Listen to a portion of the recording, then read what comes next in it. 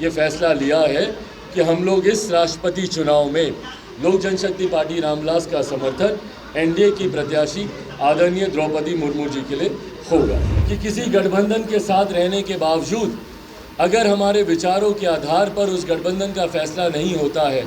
या वो नीति हमारे सिद्धांतों के आधार पर नहीं होती है, तो हम लोगों ने प्रमुखता से मुखर तौर पर उसका विरोध करने का भी हम लोगों ने काम किया है। भूमि अधिग्रहण बिल केंद्र सरकार 2014 में एनडीए की सरकार बनते ही ये बिल लाया गया था। पार्लियामेंट में खुद मैंने खड़े होकर इस बिल का मैंने विरोध किया था। हम लोग उस वक्त एनडीए का हिस्सा थे, मुख्यमंत्री नीतीश कुमार जी एवं उनकी पार्टी महागठबंधन का हिस्सा थी। दोनों अलग अलग गठबंधन में थे, पर उस वक्त भी मैंने शराबबंदी का मैंने समर्थन किया था, क्योंकि नीतिगत तौर पर यह फैसला सही था। ये आज की तारीख में जिस तरीके से दोनों प्रत्याशियों के नाम सामने आए हैं महामहिम पद के लिए, जिसमें एक तरफ यशवंत सिन्हा जी का नाम है जो कि विपक्ष की तरफ से उम्मीदवार है, तो वहीं दूसरी तरफ श्रीमती द्रौपदी मुर्मू जी का नाम सामने आया है। लोक जनशक्ति पार्टी ने हमेशा अनुसूचित जाति जनजाति वर्ग से आने वाले लोगों का मजबूती से समर्थन करने का काम किया है, और आदरणीय रामविलास पासवान जी ने हमेशा लोक जनशक्ति पार्टी के सिद्धांतों के आधार पर, पार्टी के विचारों के आधार पर नीतिगत समर्थन हर गठबंधन को दिया है। कई ऐसे उदाहरण पूर्व में भी रहे हैं कि किसी गठबंधन के साथ रहने के बावजूद अगर हमारे विचारों के आधार पर उस गठबंधन का फैसला नहीं होता है या वो नीति हमारे सिद्धांतों के आधार पर नहीं होती है, तो हम लोगों ने प्रमुखता से मुखर तौर पर उसका विरोध करने का भी हम लोगों ने काम किया है। उदाहरण के तौर पर डिमोनेटाइजेशन एक ऐसा ही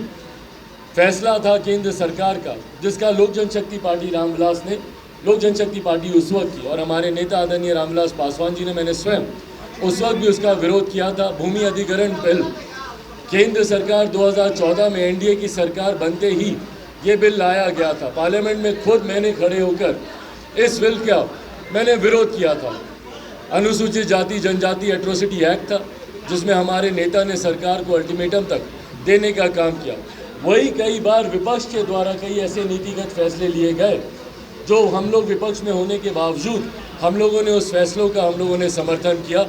उदाहरण के तौर पर शराबबंदी, हम लोग उस वक्त एनडीए का हिस्सा थे, मुख्यमंत्री नीतीश कुमार जी एवं उनकी पार्टी महागठबंधन का हिस्सा थी। दोनों अलग अलग गठबंधन में थे, पर उस वक्त भी मैंने शराबबंदी का मैंने समर्थन किया था, क्योंकि नीतिगत तौर पर यह फैसला सही था। ये फैसला कानून बनने के बाद पर विफल हुआ, वो अलग बात है, पर नीतिगत तौर पर यह फैसला सही था, इसका हम लोगों ने समर्थन किया। ऐसे ही आज की तारीख में जिस तरीके से दोनों प्रत्याशियों के नाम सामने आए हैं महामहिम पद के लिए, जिसमें एक तरफ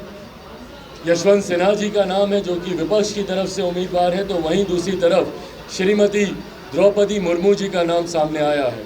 लोक जनशक्ति पार्टी ने हमेशा अनुसूचित जाति जनजाति वर्ग से आने वाले लोगों का मजबूती से समर्थन करने का काम किया है, और हमेशा हमारे नेता ने उनके 50 साल के सक्रिय राजनीतिक इतिहास को अगर आप देखें, 5 दशक से ज़्यादा जो हमारे नेता आदरणीय रामविलास पासवान जी ने राजनीति में बिताए, हमेशा उन्होंने अनुसूचित जाति जनजाति पिछड़ा वर्ग समाज के ऐसे